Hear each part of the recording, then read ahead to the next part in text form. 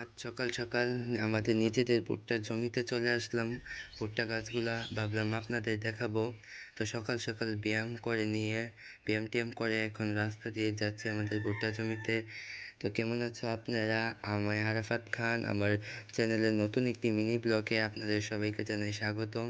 তো আমাদের এদিক দিয়ে সকাল সকাল আমি হেঁটে হেঁটে আমার ভুট্টা জমিতে চলে যাচ্ছি, এবং ভুট্টা জমিতে যাওয়ার আগে আমাদের ক্ষেতগুলো দেখে নিচ্ছি। এটা আমার একটা মামার পুকুর। তো দেখুন, ভুট্টা জমিতে নামতে হলে প্রথমে এভাবে একটা ঢালু জায়গায় নামতে হয়। ওই যে দেখা যাচ্ছে ভুট্টার জমি।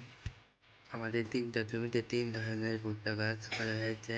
তাছাড়াও অন্যান্য অনেক মানুষ এদিকে ভুট্টা চাষ করে। দেখুন, প্রথম জমির ভুট্টা গাছগুলো একটু ছোট, তারপরে একটু বড়, এবং সবার সামনে যে গাছগুলো এগুলো আমাদের, এবং তার বড়গুলো দেখুন, সবগুলো গাছে ভুট্টা চলে এসেছে।